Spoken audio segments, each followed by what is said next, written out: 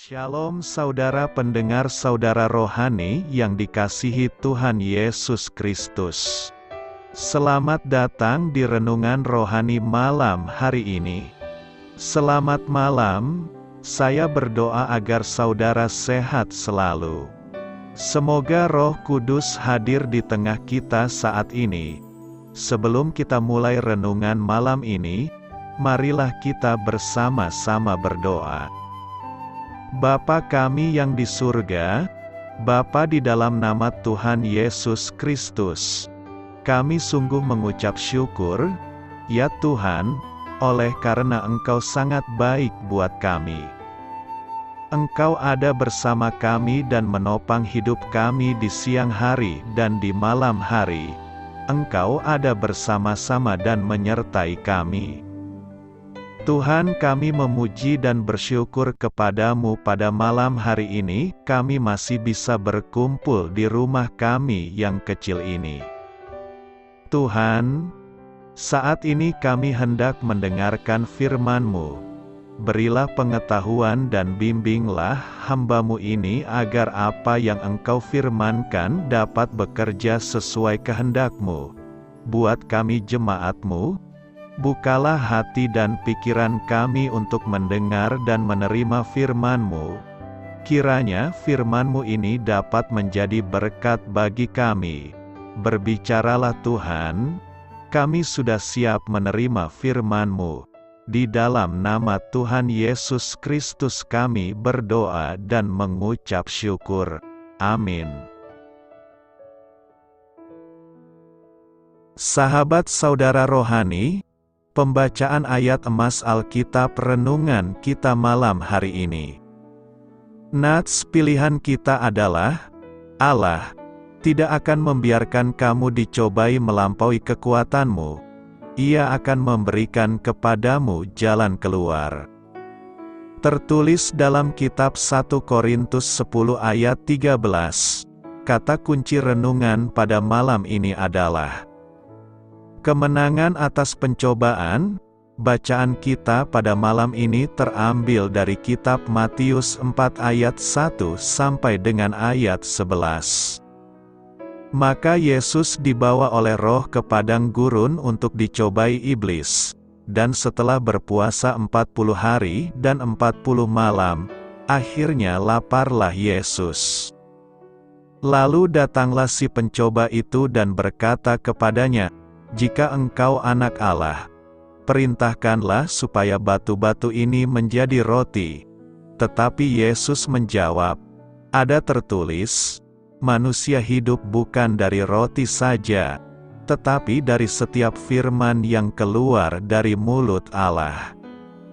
Kemudian iblis membawanya ke kota suci dan menempatkan dia di bubungan bait Allah. Lalu berkata kepadanya, "Jika engkau anak Allah, jatuhkanlah dirimu ke bawah. Sebab ada tertulis, mengenai engkau ia akan memerintahkan malaikat-malaikatnya dan mereka akan menatang engkau di atas tangannya, supaya kakimu jangan terantuk kepada batu." Yesus berkata kepadanya, "Ada pula tertulis, janganlah engkau mencobai Tuhan, Allahmu." Dan iblis membawanya pula ke atas gunung yang sangat tinggi dan memperlihatkan kepadanya semua kerajaan dunia dengan kemegahannya, dan berkata kepadanya, "Semua itu akan kuberikan kepadamu, jika engkau sujud menyembah aku." Maka berkatalah Yesus kepadanya, "Enyahlah, iblis. Sebab ada tertulis, engkau harus menyembah Tuhan, Allahmu, dan hanya kepada Dia sajalah engkau berbakti." Lalu iblis meninggalkan dia, dan lihatlah, malaikat-malaikat datang melayani Yesus. Matius 4 ayat 1 sampai dengan ayat 11. Topik dari ayat emas renungan kita adalah untuk melawan pencobaan. Berdirilah bersama Kristus. Mari kita mulai renungan malam kita. Untuk memulai hal baik, serahkanlah segala sesuatu hanya kepada Tuhan. Kisah inspiratif, Wanda Johnson, seorang ibu tunggal dengan 5 anak, sedang dalam perjalanan menuju tempat pegadaian. Ia berharap di sana ia akan mendapat pinjaman $60 atas televisi miliknya. Kemudian terjadilah sesuatu yang sangat aneh. Sewaktu truk berlapis baja yang penuh dengan kantong uang berjalan melintasinya, pintu samping truk itu terbuka, dan jatuhlah sekantong uang ke jalan. Wanda berhenti dan memungut kantong uang itu. Ketika ia menghitung uang di dalam kantong, ternyata jumlahnya sebanyak $160.000. Pertentangan batin berkecamuk dalam jiwanya. Ia dapat menggunakan uang itu untuk melunasi semua tagihannya dan memenuhi semua kebutuhan anak-anaknya, tetapi uang itu bukan miliknya. Setelah 4 jam bergumul hebat dengan keyakinan moralnya, Wanda menelepon polisi dan mengembalikan uang itu. Kesadarannya untuk melakukan hal yang benar menang atas pencobaan untuk mengambil sesuatu yang bukan miliknya. Seberapa kuatkah tabiat moral Anda? Apakah tabiat itu akan hilang saat Anda dihadapkan pada kesempatan yang sangat menggoda untuk melakukan hal yang tidak benar?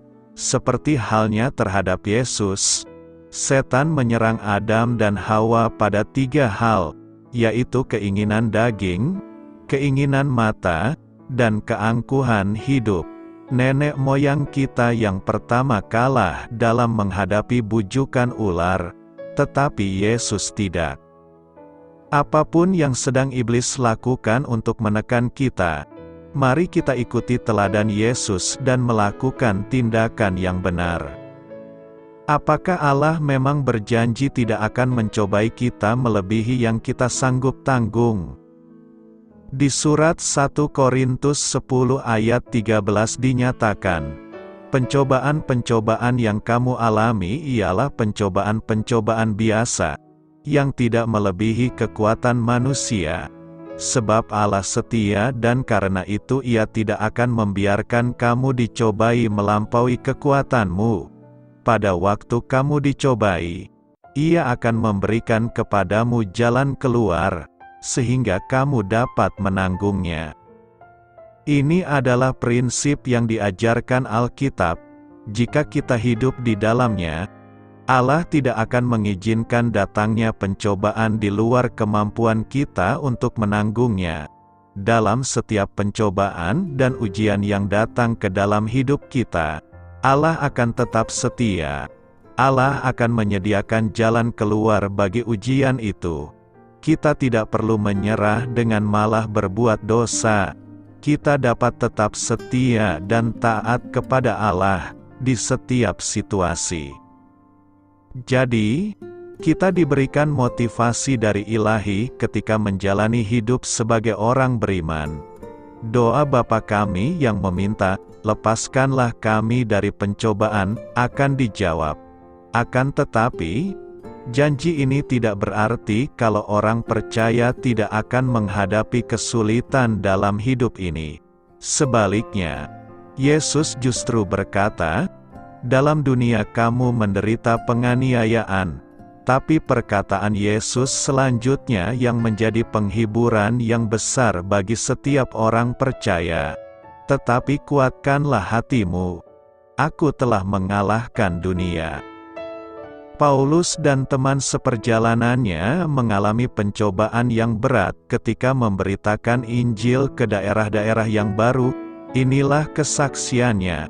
Beban yang ditanggungkan atas kami adalah begitu besar dan begitu berat, sehingga kami telah putus asa juga akan hidup kami. Bahkan kami merasa, seolah-olah kami telah dijatuhi hukuman mati. Seolah-olah Paulus telah dicobai melebihi apa yang ia mampu tanggung dengan memakai ungkapan, begitu besar dan begitu berat. Fakta ini mengajarkan kita kebenaran lain. Kemampuan kita bertahan menghadapi pencobaan dan ujian tidak datang dari dalam diri kita sendiri, tapi dari Allah. Karena Paulus kemudian berkata, "Tetapi hal itu terjadi, supaya kami jangan menaruh kepercayaan pada diri kami sendiri, tetapi hanya kepada Allah yang membangkitkan orang-orang mati." Paulus kemudian memuji dan memuliakan Allah atas pertolongannya dan mengucap syukur atas berkat yang mereka terima karena doa dari para jemaat. Apapun yang datang dalam hidup kita, apapun yang mencobai kita, tragedi apapun yang menimpa kita, ketahuilah kalau saudara pasti mampu, melalui kuasa-Nya, untuk mengatasinya. Dalam segala hal kita bisa meraih kemenangan rohani kita, melalui Kristus. Hidup itu tidaklah mudah. Faktanya, kita kadang-kadang mencari jalan untuk lari daripadanya. Hidup itu memang keras, tapi kita bisa menghadapinya dengan berpegang pada janji Allah. Orang percaya di dalam Kristus itu, lebih daripada pemenang. Sebab semua yang lahir dari Allah, mengalahkan dunia. Dan inilah kemenangan yang mengalahkan dunia, iman kita. Untuk mengatasi pencobaan dan tantangan dari dunia berarti menang terhadap mereka.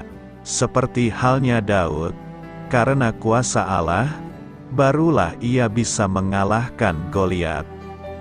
Rencana jahat iblis tidak akan pernah bisa menang. Mereka telah cukup menyesakkan aku sejak masa mudaku. Tetapi mereka tidak dapat mengalahkan aku. Semua pencobaan kita diberikan dengan tujuan tertentu. Ketika kita memakai perlengkapan senjata rohani, dan tekun berdoa, kita akan bisa memahami kalau pencobaan yang menimpa kita tidak dirancang untuk mematikan iman kita. Status sebagai anak Allah telah dipastikan. Karena itu, kita juga pasti bisa mengatasi pencobaan ini, sebab aku yakin tidak akan dapat memisahkan kita dari kasih Allah yang ada dalam Yesus Kristus, Tuhan kita. Doa saya menyertai saudara sekalian. Saya memberkati Anda agar sewaktu Anda mencarinya dari Dia, Bapa Surgawi Anda akan memberikan bagi Anda roti harian Anda. Dalam nama Yesus Kristus, Tuhan yang berkuasa atas alam semesta dan menuntun kita kepada iman yang menyelamatkan, Tuhan Yesus menyertai senantiasa. Terima kasih sudah berkenan mendengarkan renungan malam saudara rohani. Tuhan memberkati. Amin.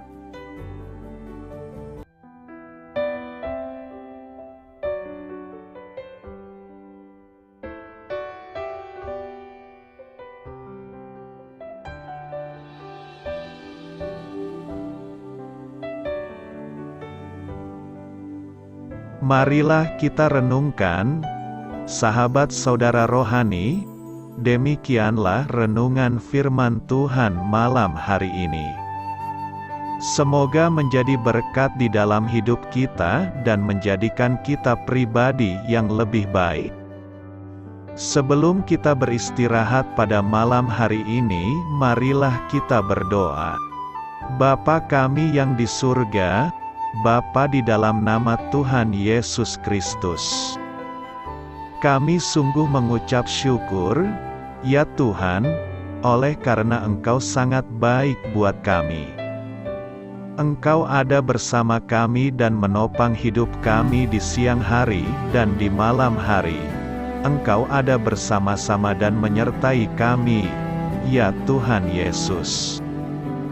Kami mengucap syukur untuk firman-Mu, ya Tuhan, yang memberikan kami kekuatan dan menyadarkan kami bahwa kami tidak perlu takut dengan gelap dan malam. Sebab Tuhan, Engkau ada bersama kami. Engkau melindungi kami dan menjadi perisai bagi kami hamba-Mu berdoa saat ini.